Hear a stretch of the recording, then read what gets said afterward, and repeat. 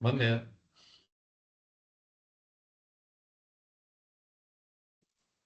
Buen día, otra vez, profe.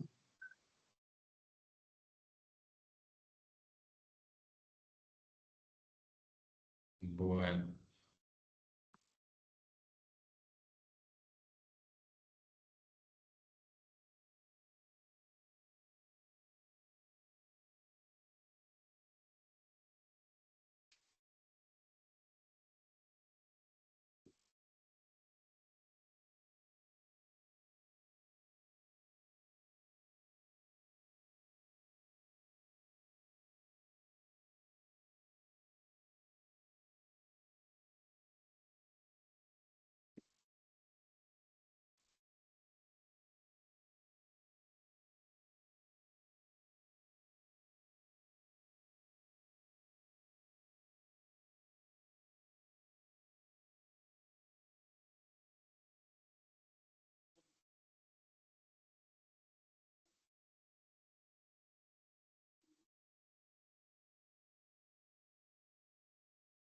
bien, estamos viendo entonces,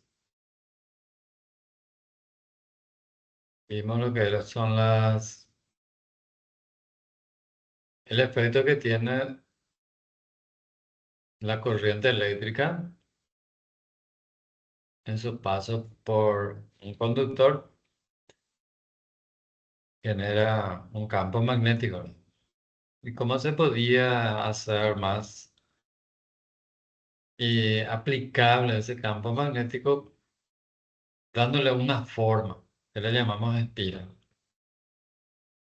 Bueno, incrementar la intensidad de ese campo magnético concentrando la densidad en su núcleo. Entonces, tenemos las bobinas. Bobinas planas, bobinas largas o solenoides y los toroides. Bueno, hay algunos materiales, o sea, se clasifica ahora los materiales magnéticos y tienen ciertas propiedades que son útiles en algunas aplicaciones, ¿verdad? En electrónica, electrónica de potencia, sistemas digitales. Bueno, y todo material responde a un campo magnético externo aplicado, ¿verdad? Pero la intensidad y la dirección, ¿verdad?, de esa respuesta a ese campo magnético externo aplicado, o sea, es la magnetización que le decimos, va a depender de la estructura atómica de ese material y de algo que se llama spin de sus electrones. Los electrones giran, ¿verdad? Bueno, ese giro es el spin. Y eso, esa característica única, bueno, hace que tengan una respuesta a a ese campo magnético externo aplicado. Bueno, y hay relaciones fundamentales que describen esa dependencia del campo magnético. Y aparece la constante, la permeabilidad del vacío. Bueno, la clasificación de los materiales magnéticos se clasifican según lo que se llama su susceptibilidad magnética y cómo se alinean esos momentos dipolares, los pequeños imanes, ¿verdad?, que conforman, son los dipolos. Entonces tenemos los materiales como los diamagnéticos. Básicamente, por decirlo así, son aquellos materiales que en respuesta a un campo externo son repelidos débilmente. bueno, se dice que su susceptibilidad magnética es negativa. Lo que ocurre a nivel atómico es que los electrones se ajustan orbitalmente, ¿verdad? Para oponerse al campo externo. Es la ley de Lenz a nivel atómico, ¿verdad? Algunos ejemplos de materiales diamagnéticos son el cobre, la plata, el oro, el silicio y el agua misma, ¿verdad?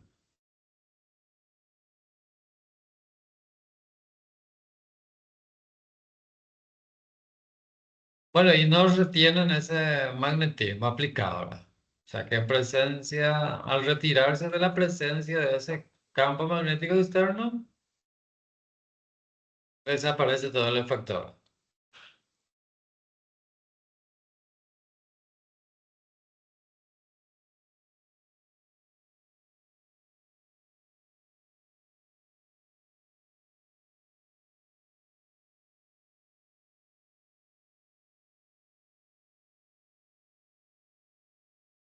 Los materiales también llamados paramagnéticos. Bueno, tienen un comportamiento un poco distinto, ¿verdad? Son atraídos débilmente por el campo externo aplicado, ¿verdad? Los momentos magnéticos o momentos dipolares se alinean con el campo externo. Por eso son débilmente atraídos. Pero la agitación térmica los desordena fácilmente también. Ejemplo de materiales paramagnéticos, está el aluminio, magnesio, el titanio. Son materiales paramagnéticos.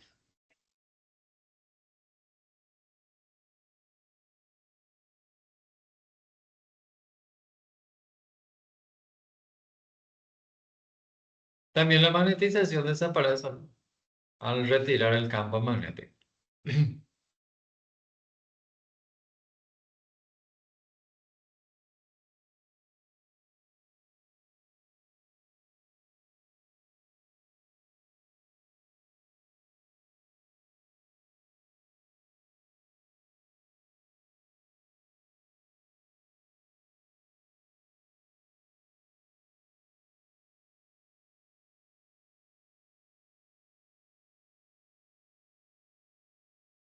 Así que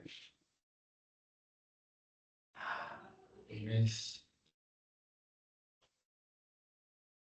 responde realmente.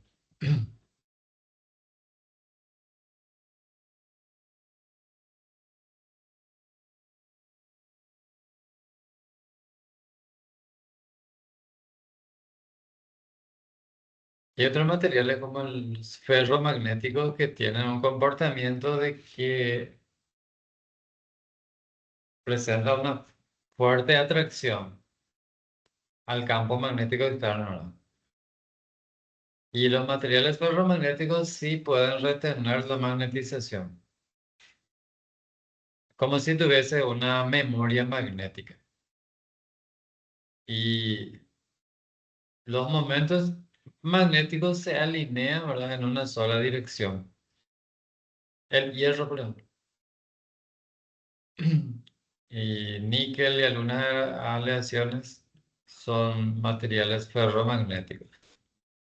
Por eso es que, por ejemplo, cuando nosotros colocamos nuestro destornillador ante un imán, por ejemplo, este destornillador adquiere las propiedades magnéticas. Entonces se comporta como un imán otra vez, ¿verdad? Porque retiene, ¿verdad? Esas son las propiedades de los ferromagnéticos. Bueno, hay algunos otros que clasifican, también le llaman ferromagnéticos y, y le llaman ferritas, que tienen que son similares a los ferromagnéticos, pero tienen una estructura de espines opuestos. Son aislantes eléctricos. Generalmente estas ferritas se utilizan como núcleo de, en alta frecuencia. En antenas de AM se utilizan ferritas. También en algunos toroides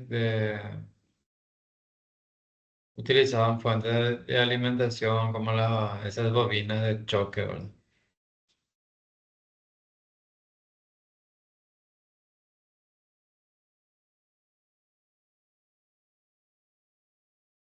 Bueno, ahí hay un concepto clave que yo le voy a pedir que me hagan ustedes como una tarea, que es el ciclo de histéresis. Entonces, en el ciclo de histéresis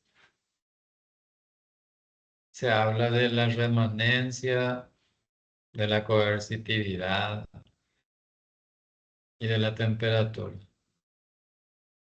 La temperatura Curie, que por encima de esta temperatura, un material ferromagnético pierde sus propiedades y se vuelve otra vez paramagnético.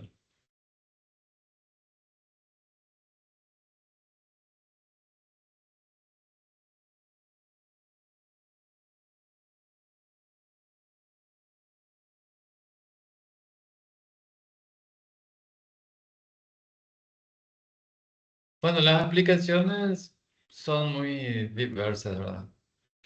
En electrónica de potencia se utiliza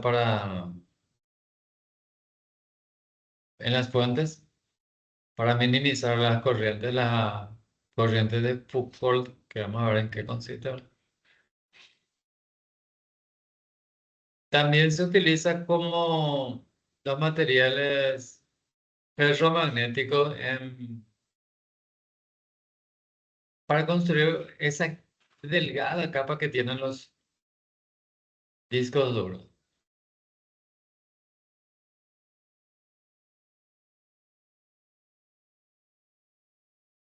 ¿Qué sucedería si colocaran un disco duro frente a un imán permanente?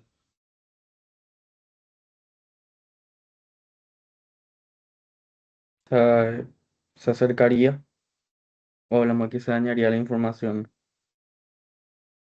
Exactamente, porque el disco duro lo que hace es, por medio del cabezal, ordena los dipolos magnéticos y, bueno, según la ordenación, norte, sur, sur, norte, esos son los bits, ¿verdad? O sea, un bit en un disco duro se guarda como una orientación de pequeños imanes norte-sur. Y si es un campo, un imán, eso se reorienta de nuevo, ¿verdad? Según el campo externo. Y en esa reorientación, chavo archivo, ¿verdad?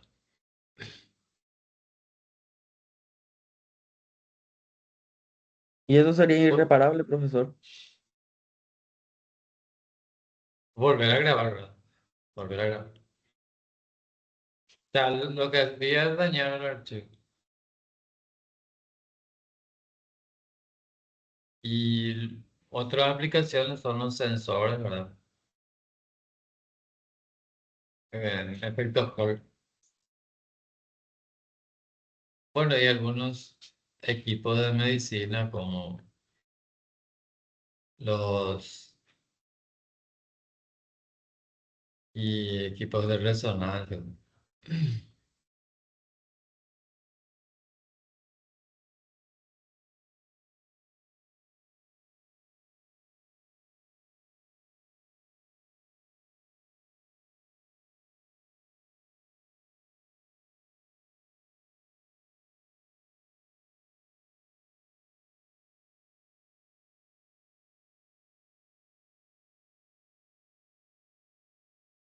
Bueno, vamos a ver un poco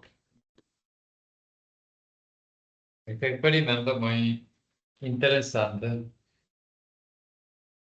que hizo este señor Faraday.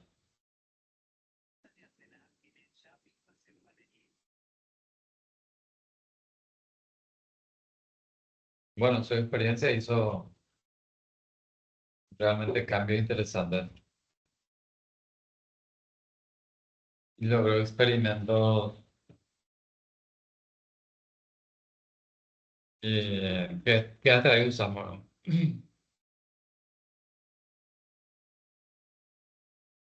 Bueno, Faraday es alguien muy interesante, ¿verdad? Un modelo de lo que es ser un autodidacta, ¿no? No estamos hablando de un graduado en el MIT ni Harvard. Es hijo de un humilde herrero. Y él trabajaba en una imprenta como encuadernador. Y en esa imprenta, ¿qué había? ¿Qué había? ¿Qué hay en una imprenta? Libros, Libros. exactamente. ¿Y qué hacía un muchacho de 14 años en medio de tantos libros? Leía como Leer. loco. Exactamente. Y no solo leía mucho, ¿verdad? Sino que se impulsó en esa tarea de autoeducarse con mucha persistencia. Y bueno, él le escribía a sus amigos con el propósito de perfeccionar también su habilidad de escritor. A él le fascinaba la filosofía, ¿no? Y se dedicó en ese campo mucho tiempo. Bueno, después de asistir a una serie de conferencias públicas, ¿verdad? Él tomaba nota de todo y encuadernó y presentó a esas notas a quien que daba esas conferencias con una solicitud para pedir un puesto, ¿verdad? En una institución. Bueno, ahí entonces él consiguió algún puestillo y así comenzó la carrera de un notable científico experimental, ¿verdad? Y aunque a Faraday se le recuerda mejor, ¿verdad? Por su trabajo en electromagnetismo, él hizo carreras científicas también como ayudante. Dice que hasta a veces vale la pena. Bueno, y durante décadas que siguió después del descubrimiento de Ørsted, cuando otros científicos, entre ellos Ampère, ¿verdad? Ellos se concentraban en la electricidad y el magnetismo, ¿verdad? todo el tiempo. Y Faraday se ocupaba de eso en sus momentos de ocio, ¿verdad? Y trabajó con algunos, algunas sustancias como eh, el hidrógeno, el carbono. Bueno, hizo algunos descubrimientos en ese campo de la química, ¿verdad? Y inclusive él trabajaba en una fábrica de vidrio, de cristales para lentes, ¿verdad? Y hacía análisis de impurezas de, de la avena, por ejemplo.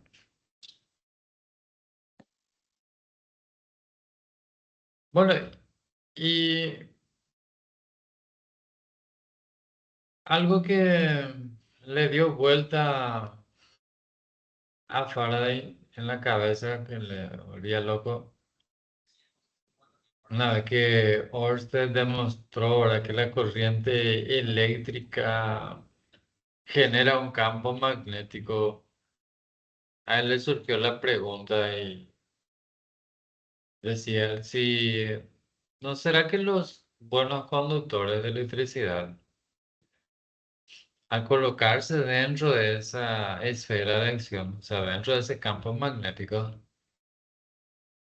será que no van a haber corriente inducida en ellos?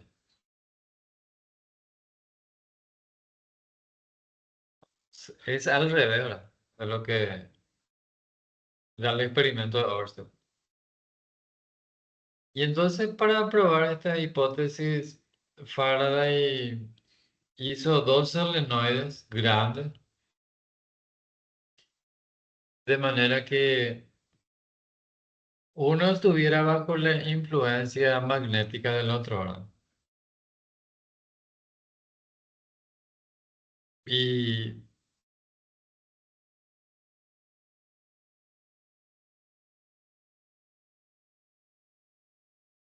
él alimentó una bobina, uno de los solenoides.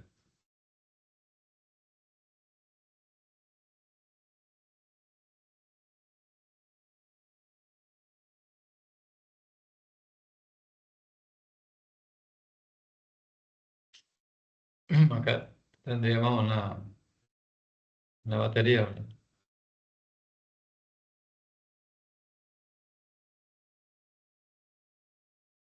Bueno, al principio no pasó, no vio nada, ¿verdad? Pero tras repetidos experimentos, él notó que había colocado una aguja como un indicador, ¿no?, que al hacer contacto hay una deflexión de la aguja al hacer contacto acá. Pero después retorna enseguida aquí.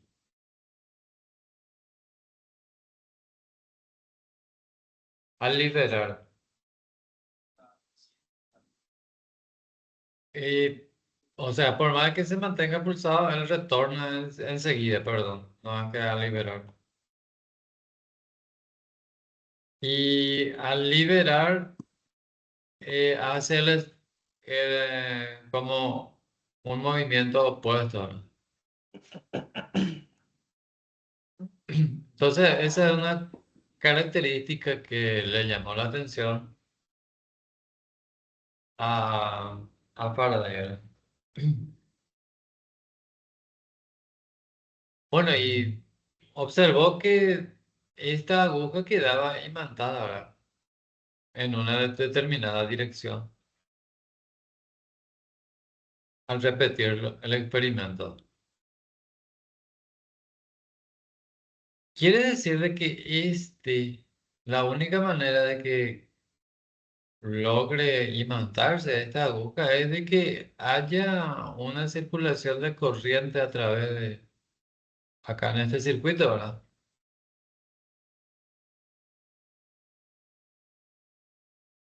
Fíjense que acá está totalmente aislado.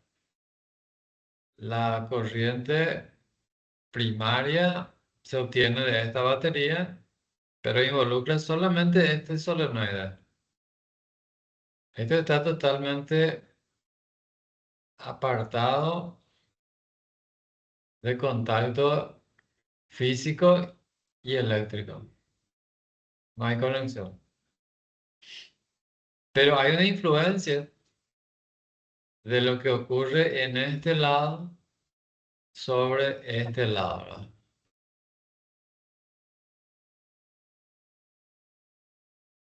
Pero algo que le llama la atención es de que no se sostiene esta corriente. Solamente aparece en el momento de pulsar acá, de conectar o al retirar, ¿verdad?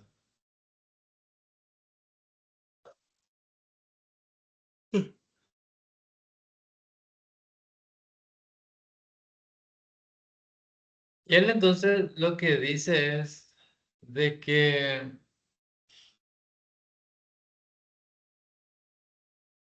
lo que él establece es de que hay una fuerza electromotriz que le llama el fuerza electromotriz inducida, que va a depender no luego de la intensidad del campo magnético, sino que de la variación del campo magnético. Variación del campo magnético. Le llamamos phi. La velocidad con que cambia el campo magnético es lo que va a definir el valor de esta fuerza electromotriz. Tiene que haber cambio, eso significa. Y hay cambio cuando está cero campo magnético a un valor determinado al pulsar esto. Y ese valor de campo magnético se mantiene constante después.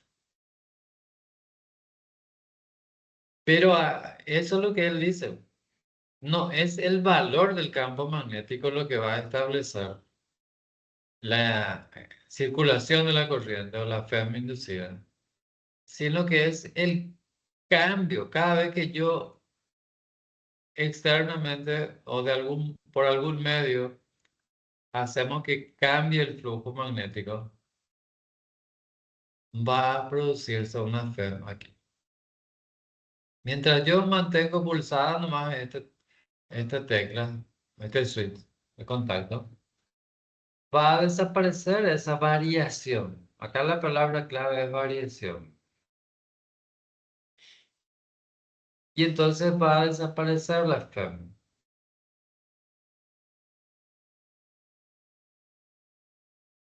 Bueno, esa ley, pues él escribió en forma de ecuación, ¿verdad? Y es lo que se conoce como la ley de Faraday.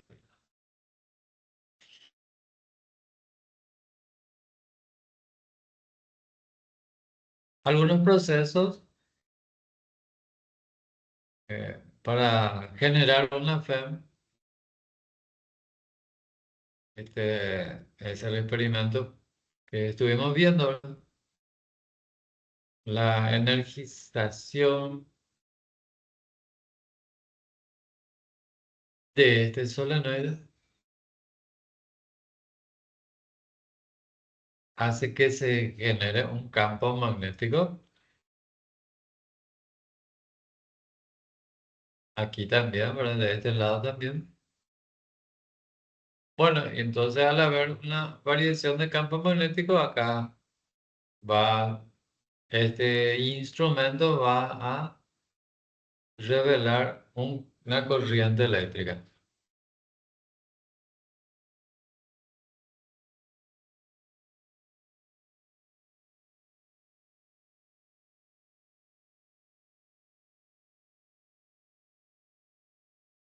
Acá no entiendo lo que pasa.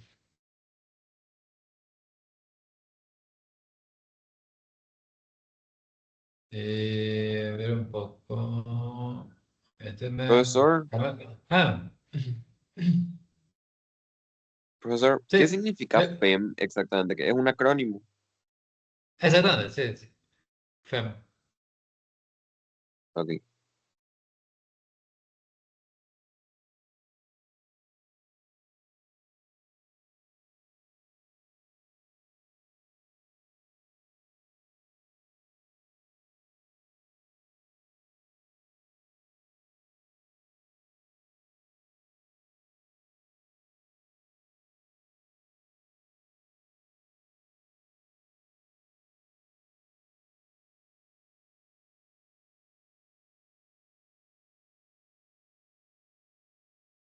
Fuerza electromotriz. Voltaje de todos. Se mide luego en voltios.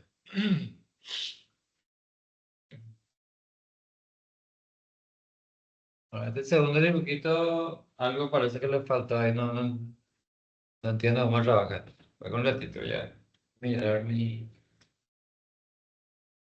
dónde yo saqué.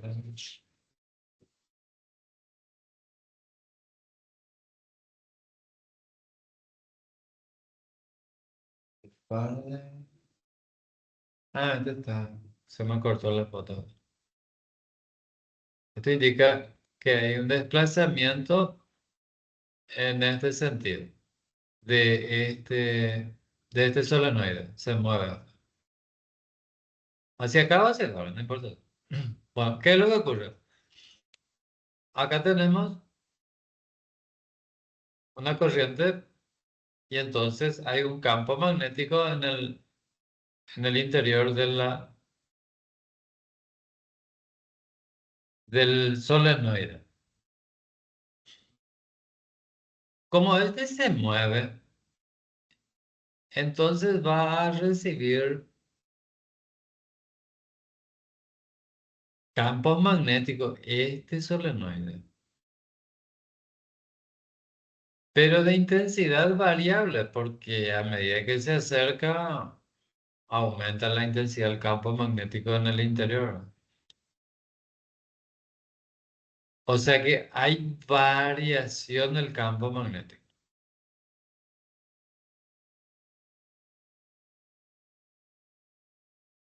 Y si hay variación, tiene que haber FEM. Luego hay corriente aquí, ¿verdad?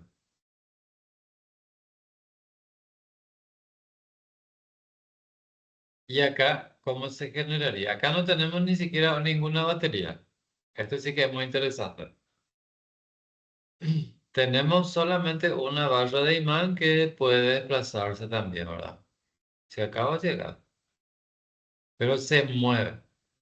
Se mueve. Y si se mueve, hay variación de algo. Algo se va a mover también. En este caso, el flujo magnético, ¿verdad? A medida que se desplaza, si se desplaza hacia la izquierda, va a ir aumentando la intensidad del campo magnético dentro de dentro de esta espiral. Bueno, y cuando hay variación de campo magnético, ¿qué va a ocurrir? Va a haber fuerza electromotriz. Acá. O sea, va a haber corriente eléctrica aquí.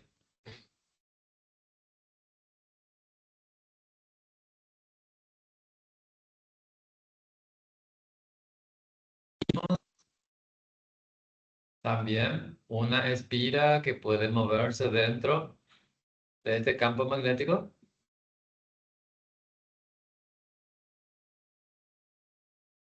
O sea que la intensidad del campo magnético en el interior de la espira va a ser variable. La palabra clave es variable. Si hay variación de flujo, hay corriente también aquí.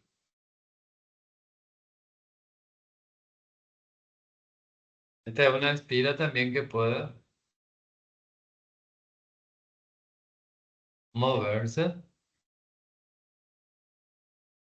dentro de un campo magnético y entonces la variación de campo magnético va a ser de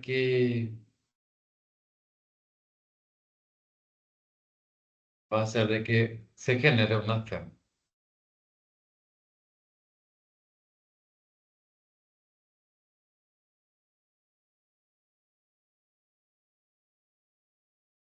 Bueno, y la ley de Faraday es esta que vimos, ¿verdad?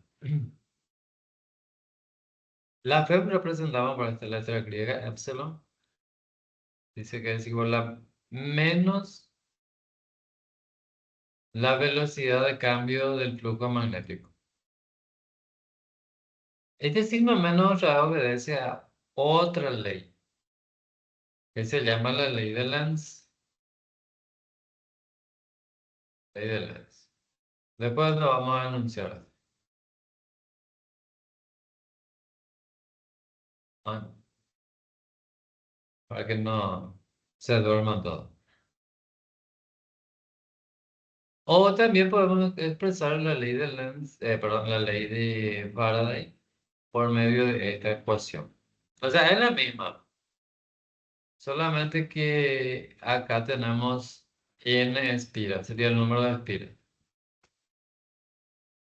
A mayor cantidad de espiras, mayor es la...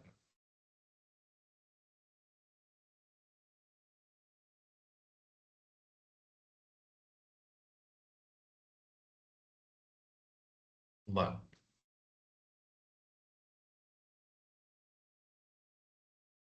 te vamos a dejar nomás por la próxima para que no mezclemos todo. Bueno, ¿alguna pregunta que tienen? Cortito no va a ir. Profesor, tengo una pequeñísima duda que me estuvo Ah, surgiendo. sí, dale, dale. ¿Solenoide es otra forma de referirnos a la bobina o son conceptualmente distintos? Hay una pequeña diferencia. Tengo campo medio. Bobina plana. ¿Definimos bobina plana o simplemente bobina? Dicen los textos, usan el término espiras yuxtapuestas. ¿Qué es eso, verdad? Espiras que se colocan una al lado de otra. Así. Bien ordenaditas. Mismas características. Eso es bobina plana. Y el solenoide son muchas espiras también conectadas, una continuación del otro, pero está dentro de una determinada longitud o espacio, dentro de un espacio, y no necesariamente tiene que ser así yuxtapuesta, ¿verdad? Pueden ser, digamos, una encima del otro también, ¿verdad? Es lo que se tiene en cuenta en el solenoide es cantidad de espiras en un determinado espacio de longitud L. Por eso acá esta n minúscula es justamente este número de vueltas por unidad de longitud. O sea, sería número de vueltas por unidad de longitud. Eso sería... Pero no hay, digamos, diferencia en cuanto a su análisis. Bueno, que gran cosa no sé, no hay lo para, para analizar. Es simplemente dirección de flujo magnético, ¿verdad? Y eso, ¿verdad?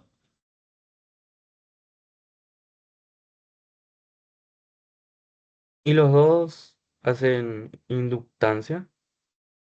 Sí, generan campos magnéticos. Esa sería. Sí, tiene también su inductancia. Así es. Todas las tiras tienen su inductancia. Entiendo, gracias, profesor.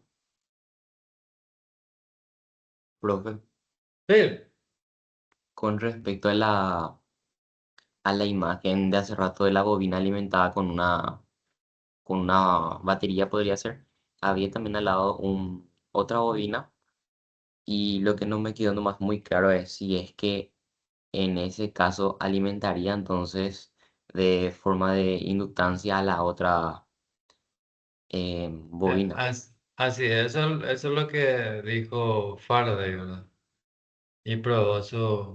Es lo que dijo es, ¿será que si yo coloco un conductor en presencia de un campo magnético, no se va a inducir corriente eléctrica en ese conductor? Decía. Y hizo este experimento.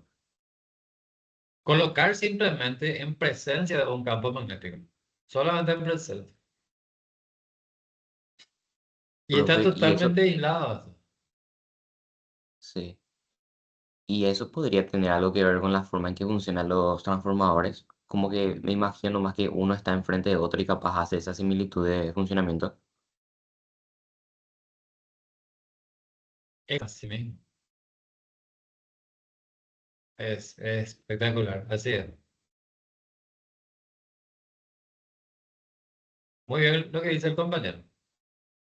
El transformador son dos bobinados enfrentados y donde no hay ningún contacto eléctrico entre los dos, ¿verdad? Sí, hay un circuito magnético, ¿verdad? Un núcleo que comparten. Y lo que ocurre es de que el campo magnético generado en el primario corta las espiras de este secundario. Pero no es ¿por qué corta? Porque hay variación de flujo. La variación de flujo de acá, de esta bobina, también aparece la misma variación de flujo en esta bobina. Y porque hay variación de flujo, entonces aparece acá una FEM, o sea, un voltaje. Nosotros podemos medir ese voltaje. Entonces, ¿qué ocurre en este circuito? Tema de examen y punto perdido. Pero yo ya voy a hacer el spoiler, como dicen ustedes. Hace poco aprendí esa palabra. No sabía que existía. Yo le llamaba spoiler a otra cosa antes. A un adorno que se le colocaba a los autos. Le decían spoiler.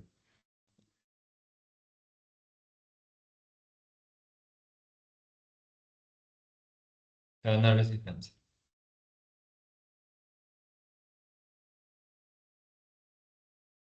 Calcular el valor de la corriente. Yo te doy valores acá.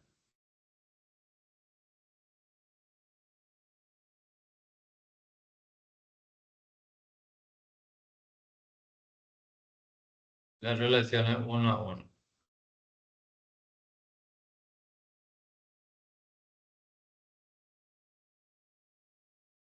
¿Cómo calcularías esa corriente?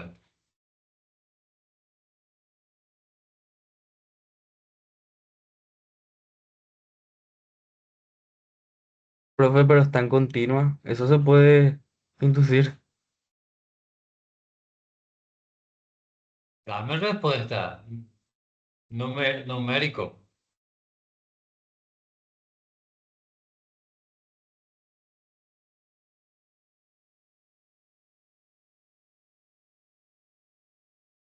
Necesitaría saber la tensión que cae en la resistencia. ¿Y cuánto es la Sería tensión que cae sí, en la 10 sobre resistencia? R. 10 sobre R. ¿Ah? ¿Cuánto? 10. 10. 10 sobre R. Pa, Tiene alguna tensión, supongo que cae en la bobina, no sé cuánto. pa.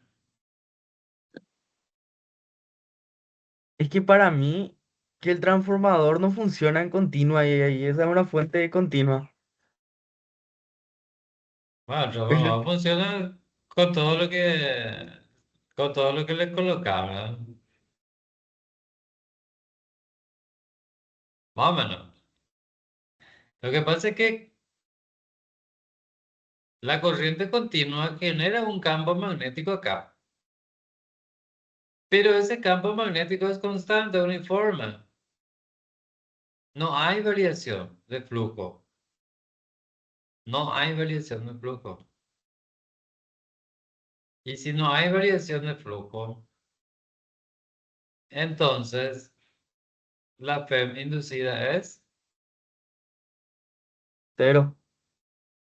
ahí.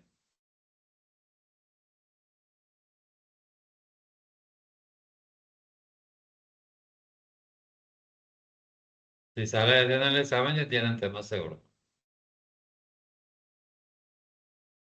Muy bien, así es.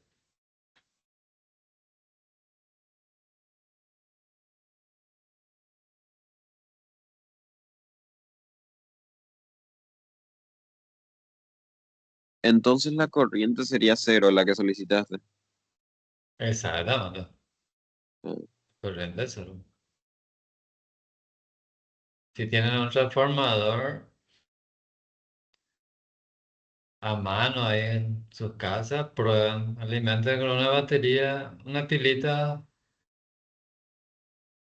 pilita y midan en el secundario a ver si qué tienen. Y yo te dije, profe, que el transformador no anda en continua. Y sí, por eso te puse... no, no es que no andan continuo. Eh, no se usa nomás, porque no tiene sentido. De que funciona, funciona. Vos le conectás una pila y tenés un campo magnético constante nomás. Pero Entonces no no, transforma. no, no aparece, no hay feminicida. Por eso Profe, no, no se usa en continuo. y en Por eso alterna no sí se... podemos decir que se induce, ¿verdad? En alterna sí, porque hay variación. La variación de corriente en el devanado, en el bobinado, hace de que haya variación de campo magnético, ¿verdad? Y por eso funciona el transformador con corriente alterna solamente.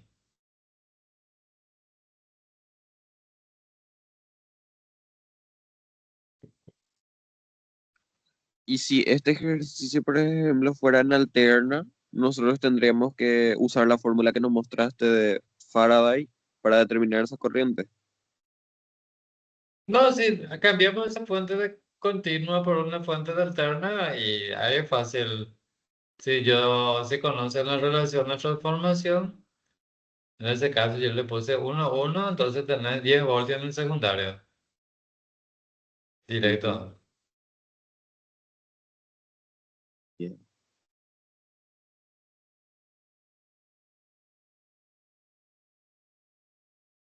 Porque para la idea, la relación N, ahora de vuelta. Profe, esa relación 1-1, ¿qué significaría? O sea, que tenés un 10 voltios de un lado y también del otro, ¿o cómo sería? Sí, 1, 1 significa que por cada vuelta en el primario hay una vuelta en el secundario. Esa es la relación de espira. Eh, sin importar de cuántas vueltas tenga el bobinado primario, en el bobinado secundario vas a tener igual cantidad de vueltas, ¿verdad? Eso es 1, 1. Si decimos hay una relación 1-10, significa que una vuelta en el primario equivale a 10 vueltas en el secundario. Y esos son los transformadores de tipo elevador. Entonces, si tenés 10 voltios alterna en el primario, en el secundario vas a tener 100 voltios. 100 voltios. Si la relación es 1:100, 10 vueltas en el primario, 100 vueltas en el secundario. O sea, 1 vuelta en el primario, 100 vueltas en el secundario. Y ahí calculen si tenés 10 voltios en primario, 10%, 1000 voltios en el secundario.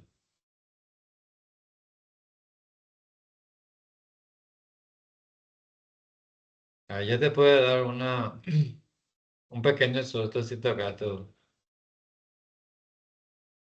secundario.